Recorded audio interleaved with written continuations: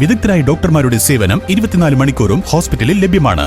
ഡോക്ടർമാർ വീടുകളിൽ വന്ന് പരിശോധിക്കുന്നു. കൂടാതെ ലാബ് ടെസ്റ്റുകൾക്ക് വേണ്ട സാമ്പിളുകൾ വീട്ടിൽ നിന്നും ശേഖരിക്കുകയും ചെയ്യുന്നു.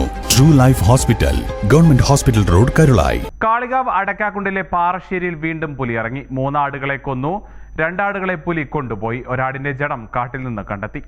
അടക്കാക്കുണ്ടിലെ പാറശ്ശേരിയിൽ വീണ്ടും പുലിയുടെ സാന്നിധ്യം ഉണ്ടായതോടെ നാട്ടുകാർ കടുത്ത ഭീതിയിലാണ് കഴിയുന്നത്.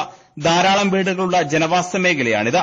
പാറശ്ശേരിയിലെ ഈശ്വരത്ത് ഫിറോസിന്റെ ആടുകളെയാണ് ഇന്നലെ കൊണ്ടുപോയത്. ആടിന്റെ ജഡം veterinary surgeon doctor Anwar postmortem നടത്തി.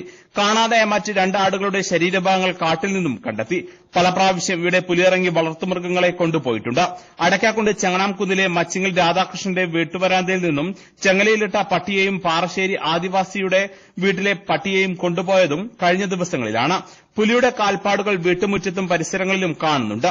കഴിഞ്ഞ 1 കൊല്ലത്തിനിടയ്ക്ക് അടക്കാക്കുണ്ട് റാവുത്തൻകാട്ടിലും പരിസരങ്ങളിലുമായി പുലിയിറങ്ങി നിരവധി ആടുകളെയും പട്ടികളെയും പൂച്ചകളെയും അടക്കം കൊണ്ടുപോയിട്ടുണ്ട്.